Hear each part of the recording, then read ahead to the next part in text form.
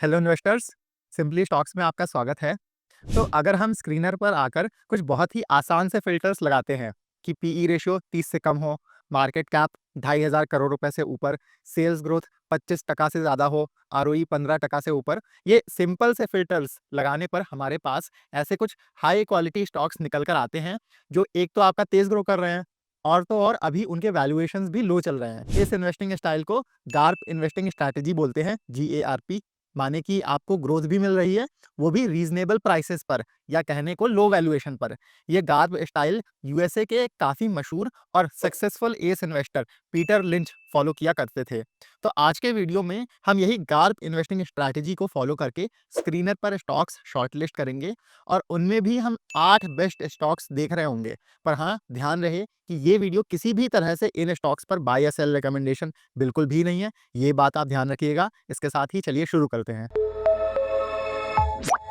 पहला बिजनेस जो हम स्टडी करेंगे वो है ट्रांस रेल लाइटिंग। ये कंपनी हाल ही में लिस्ट हुई है और ये पावर ट्रांसमिशन और डिस्ट्रीब्यूशन सेक्टर के लिए ऐसे टावर्स और कंडक्टर्स या तार बनाती है। इसके अलावा ये रेलवेज और कंस्ट्रक्शन सेक्टर के लिए भी पोल्स और टावर्स बनाते हैं। पर इनका जो मेन बिजनेस है वो यही टावर्स और कंडक्टर्स बनाने का है और ये इनके इंस्टॉलेशन की सर्विसेज भी देते हैं, जो इनका ईपीसी बिजनेस हो गया। ऐसे ही ये सोलर इंस्टॉलेशन सर्विसेज भी देते हैं, तो वो उनका सोलर ईपीसी बिजनेस है। बिजनेस में बहुत अच्छी ग्रोथ आ रही है। इनकी सेल्स 1 साल में 30% बढ़ी है और नेट प्रॉफिट 40% बढ़ा है। इनका इस साल अपनी सेल्स 25% के आसपास बढ़ाने का टारगेट है और अभी ये बिजनेस आपको 30 के पीई पर मिल रहा है। पावर ट्रांसमिशन और डिस्ट्रीब्यूशन सेक्टर अभी एक हेवी इन्वेस्टमेंट साइकिल से गुजर रहा है। हो क्या रहा है कि ग्रीन एनर्जी सेक्टर में ग्रोथ की वजह से दुनिया भर के देशों को अपने पावर ट्रांसमिशन नेटवर्क्स अपग्रेड करने पड़ रहे हैं। जगह जगह पर विंड और सोलर प्लांट्स लगाए जा रहे हैं, तो फिर उनको पावर ग्रिड से जोड़ने के लिए पावर ट्रांसमिशन नेटवर्क भी ऐड किया जा रहा है। इसके लिए मैं आपको पावर ग्रिड की इन्वेस्टर प्रेजेंटेशन से एक स्क्रीनशॉट दिखाता हूं। और है क्या कि पावर ग्रिड की भारत के पावर ट्रांसमिशन सेक्टर में मोनोपोली है। ये मेन कंपनी है जो ट्रांसमिशन नेटवर्क और हमारे देश की पावर ग्रिड चलाती है और केपेक्स करती है। इधर आप देखोगे कि FY21 से FY25 मतलब पिछले 5 सालों में पावर ग्रिड ने टोटल आपका 70,000 करोड़ रुपए के आसपास की इन्वेस्टमेंट करी है। पर अगले 7 सालों में ये इसका 4 गुना 3 लाख करोड़ रुपए से भी ऊपर निवेश कर रहा होगा। तो इतने बड़े केपेक्स बूम का सीधा फायदा ट्रांसरेल जैसी पावर ट्रांसमिशन इक्विपमेंट्स बनाने वाली कंपनियों को मिलेगा। तो हमारे पास गार्प स्ट्रैटेजी फॉलो करके ये एक अच्छा बिजनेस निकल कर आया है, जिसे आप भी खुद से देख सकते हैं। लेकिन ध्यान रहे कि अगर आप गार्प इन्वेस्टमेंट स्ट्रैटेजी को फॉलो करते हो और लो पीई स्टॉक्स देख रहे हो, तो आपको सेल्स ग्रोथ में गिरावट का ध्यान रखना है, क्योंकि ऐसे में वैल्यू ट्रैप बन जाता है। मैं ये आपको शक्ति पंप्स के उदाहरण से समझाता हूँ, ठीक है? तो शक्ति पंप्स की अगर आप पिछले 2 सालों के रिजल्ट्स देखोगे तो बहुत अच्छे रहे हैं। FY24 में इनकी सेल्स 40 से 42% बढ़ी थी। फिर FY25 में जबरदस्त 84% की ग्रोथ आई है। पर इस साल के लिए शक्ति के मैनेजमेंट ने बस 20% सेल्स ग्रोथ का टारगेट दिया है। तो आप देख रहे हो ना कि कैसे पास्ट ग्रोथ बहुत अच्छी है, वैल्यूएशन पर पीई भी 30 से कम है, पर सेल्स ग्रोथ घट के बस 20% रह गई है। ऐसे में ये रिस्क भी बना रहेगा कि आगे बिजनेस में और स्लो डाउन आ सकता है। तो ये आपका वैल्यू ट्रैप का केस हो गया, जिसका आपको बहुत ध्यान रखना है अगर आप कभी भी लो पीई स्टॉक्स देख रहे हो। दूसरा बिजनेस अब हम जो स्टडी करेंगे वो है एपिग्रल। ये अभी 20-22 के पीई पर है और FY25 में अच्छी 33% की सेल्स ग्रोथ यहाँ देखने को मिली है। प्रॉफिट ग्रोथ 82% रही है। कंपनी आपका लो मार्जिन प्रोडक्ट से हाई मार्जिन केमिकल्स की ओर जा रही है। एपिग्रल एक केमिकल स्टॉक है और ये क्लोर एल्कलाई, CPVC और एपिक्लोरोहाइड्रिन केमिकल्स बनाते हैं।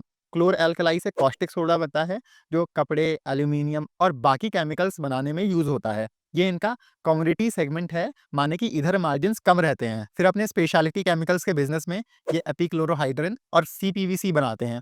CPVC या क्लोरिनेटेड PVC का इस्तेमाल प्लम्बिंग में रहता है और एपिक्लोरोहाइड्रिन केमिकल से इपॉक्सी रेजिन एक चीज होती है, वो बनाई जाती है, जिसका इस्तेमाल कंस्ट्रक्शन, पेंट्स, फ्लोरिंग वगैरह में होता है। एपिग्रल इंपोर्ट सब्स्टिट्यूशन और इंटीग्रेशन पर काम करता आया है। ये जो CPVC और ECH केमिकल्स हैं, ये पहले इंपोर्ट हुआ करते थे हमारे देश में।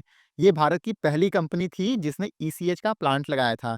ऐसे ही ये क्लोर एल्कलाई सेगमेंट में पहले से थे, तो इन्होंने क्लोरिनेटेड PVC में एक्सपैंड किया, वहां उनके मार्जिन्स बढ़े। इधर आप देखोगे इनके पास हर साल कॉस्टिक सोडा की 400 किलो टन की कैपेसिटी है, 75 KTPA CPVC रेजिन कैपेसिटी है और 75 KTPA और आएगी अगले साल तक।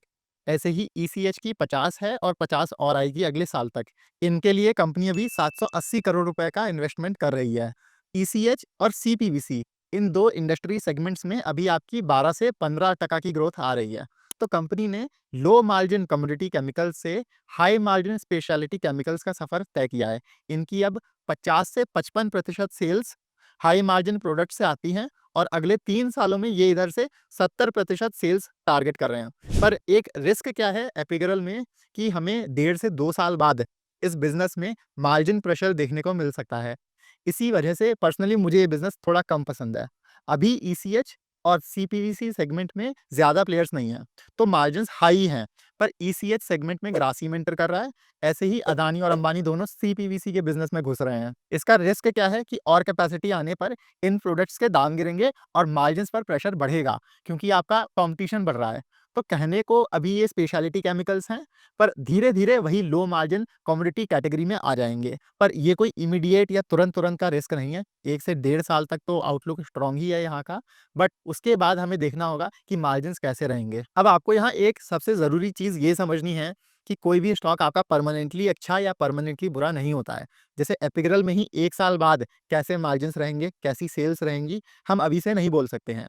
ऐसे ही ट्रांसरेल बिज़नेस तो बहुत अच्छा है, पर पावर सेक्टर में प्रोजेक्ट्स पर काम डिले हो जाना ये एक बड़ा रिस्क रहता है। इसलिए आप किसी भी बिज़नेस को और खासकर आप अपने पोर्टफोलियो स्टॉक्स को लेकर कैजुअल नहीं रह सकते हो। आपका पैसा लगा हुआ है उधर, तो आपको देखना पड़ेगा कि रिजल्ट्स कैसे आ रहे हैं, क्या-क्या नए रिस्क्स या चैलेंजेस आ रहे हैं और आपको अपने पोर्टफोलियो स्टॉक्स को ट्रैक करना पड़ेगा। पर रिटेल इन्वेस्टर्स के साथ प्रॉब्लम क्या है कि उन्हें पता ही नहीं चलता कि कब कौन-सी कंपनी के रिजल्ट्स आ रहे हैं।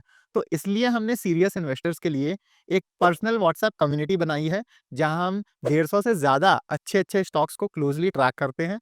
उनके business model, valuation, risk factors, कैसे रिजल्ट्स आए हैं, सब पर डिटेल में डिस्कशन होता है। यहाँ हम अपना पोर्टफोलियो भी शेयर करते हैं और वन ऑन वन आपके सारे डाउट्स भी क्लियर करते हैं। हाँ, लेकिन हम किसी भी स्टॉक पर बाय सेल कॉल्स नहीं देते हैं, हम सेबी रजिस्टर्ड नहीं है। हमारा काम सिर्फ आपको सही और पूरी इन्फॉर्मेशन देना है स्टॉक्स पर। तो अगर आप इंटरेस्टेड हैं, तो इस नंबर पर आप व्हाट्सएप कर दीजिए, वरना इसी का हमने डिस्क्रिप्शन में लिंक भी दिया हुआ है। आप उस लिंक से हमें मैसेज कर सकते हैं। और याद रहे ये एक पेड कम्युनिटी है, जिसकी महीने की फीस बस ₹850 है। मतलब आपको बस ₹850 में हर महीने इतने सारे अच्छे-अच्छे स्टॉक्स पता चलते रहेंगे। इसमें 2 प्लान्स हैं, ₹6000 का 6 महीने के लिए और ₹10,000 का साल भर के लिए। 6 महीने वाले प्लान में आपका महीने का रेट ₹1000 पड़ेगा और साल भर वाले में आपको मंथली रेट बस ₹850 पड़ेगा। तो अगर आप इंटरेस्टेड हैं, तो आप नीचे दिए हुए लिंक से हमें कॉन्टैक्ट करके ये कम्युनिटी ज्वाइन कर सकते हैं। वापस से अपने बिज़नेसेस पर आते हैं, तो तीसरा बिज़नेस है गरवारे, जो अलग-अलग तरह की प्लास्टिक फ़िल्म्स या शीट्स बनाने के बिज़नेस में है। जैसे ये कार्स के लिए ऑटोमोटिव सन कंट्रोल फ़िल्म और पेंट प्रोटेक्शन फ़िल्म बनाते हैं। ये फ़िल्म्स महँगी गाड़ियों में लगाई जाती हैं, उनके ऊपर लगाई जाती हैं। इनसे स्क्रैचेस से प्रोटेक्शन मिलती है और ये पेंट की लाइफ भी बढ़ाती हैं। ऐसे ही ये आर्किटेक्चरल सन कंट्रोल फ़िल्म की भी मैन्युफैक्चरिंग करते हैं। ये बड़ी ग्लास बिल्डिंग्स और अन्य स्ट्रक्चर्स में लगती हैं। इसके अलावा ये श्रिंक फ़िल्म, पैकेजिंग और लिडिंग फ़िल्म वगैरह भी बनाते हैं, जिनका इस्तेमाल पैकेजिंग सेक्टर में होता है। मार्केट में कई पैकेजिंग और अन्य फ़िल्म्स बनाने वाली कंपनियाँ हैं, लेकिन गरवारे के पास क्या एडवांटेज है कि ये वैल्यू एडेड प्रोडक्ट्स में ज़्यादा डील करते हैं। जैसे इनकी लगभग 80 से 85% सेल्स इन्हीं वैल्यू एडेड प्रोडक्ट से आती हैं। तो गरवारे के प्रॉफिट मार्जिन्स कई अन्य पैकेजिंग और फ़िल्म कंपनी से डबल हैं। जियोग्राफिकली देखें तो इनकी बस 23% सेल्स भारत से आती हैं, बाकी 77% दूसरे देशों से। और यहाँ भी आप देखोगे तो पिछले साल नॉर्थ अमेरिका से 48% सेल्स आई हैं। तो यूएस इनके लिए सबसे बड़ा मार्केट है। पर अब रिस्क क्या है यहाँ पर इससे कि अभी तो टैरिफ्स पर रोक लगी हुई है, पर अगर वापस से ट्रम्प के टैरिफ्स आते हैं तो वो एक रिस्क रहेगा इसके लिए। गरवारे की सेल्स पिछले साल से 26% बढ़कर 2100 करोड़ रुपए के ऊपर हो गई हैं। प्रॉफिट इनका बढ़िया 63% बढ़ा है और एबिटा मार्जिन 23.5% और नेट प्रॉफिट मार्जिन आपकी 16% के आसपास रही है। गरवारे के मैनेजमेंट ने इस साल मतलब FY 26 के लिए 2600 करोड़ रुपए सेल्स का गाइडेंस दिया है, जो कि आपकी लगभग 19 से 20% की ग्रोथ बनती है। और फिर FY 27 में इनका 20 से 25% सेल्स ग्रोथ लाने का टारगेट रहेगा। तो आप देख रहे हो कि एक तरफ आपके पास शक्ति पंप्स का ग्रोथ रेट है जो इधर कम होता जा रहा है। दूसरी तरफ इस बिज़नेस में अभी सेल्स बढ़ाने का पोटेंशियल है। गरवारे अभी 26 के पीई पर है जो कि 20 से 25% टाइप बिज़नेस के लिए बहुत अच्छा वैल्यूएशन है। इसके अलावा इनका अक्टूबर 2026 तक ऑटो फ़िल्म्स में टीपीयू का प्लांट शुरू हो जाएगा, जो आगे इनके मार्जिन्स 1.5 से 2% बढ़ाने में मदद करेगा। ऐसे में टॉप लाइन और नेट प्रॉफिट ग्रोथ दोनों हमें अच्छी देखने को मिल सकती है। चौथा बिज़नेस जो हम डिस्कस करेंगे वो है आपका ईएफसी इंडिया।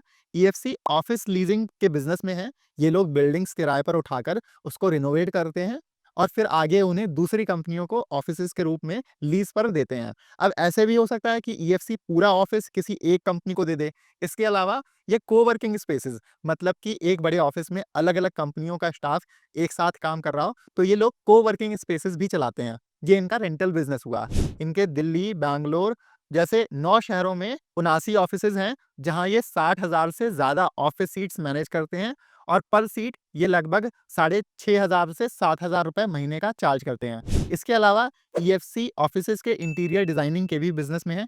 ये अन्य कंपनियों के लिए ऑफिसेज़ डिज़ाइन करते हैं। यहाँ अभी इनके पास 200 करोड़ की ऑर्डर बुक है और इन्होंने हाल ही में एक फर्नीचर रेंटल कंपनी भी खरीदी है, जो इनके खुद के ऑफिस रेंटल सेगमेंट और इंटीरियर डिज़ाइनिंग सेगमेंट दोनों में अच्छे से फिट बैठ रही होगी। अब इनके क्लाइंट्स की बात करें, तो आप देखोगे कि टीसीएस, टेक महिंद्रा, गोदरेज, फ्लिपकार्ट और बजाज जैसी बड़ी कंपनियां तक इनके कस्टमर्स हैं। रिजल्ट्स की बात कर लेते हैं, तो कंपनी की टोटल सेल्स 57% बढ़कर 657 करोड़ रुपए हो गई हैं।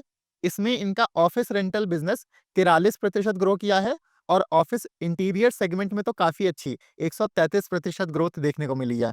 ये लोग अपने ऑफिस रेंटल बिजनेस में लगातार और सीटिंग कैपेसिटी ऐड कर रहे हैं। इसके अलावा अभी मैंने आपको ऊपर बताया था कि जो कि इनका इंटीरियर डिजाइनिंग बिजनेस है, वहां इनके पास 200 करोड़ रुपए की ऑर्डर बुक है।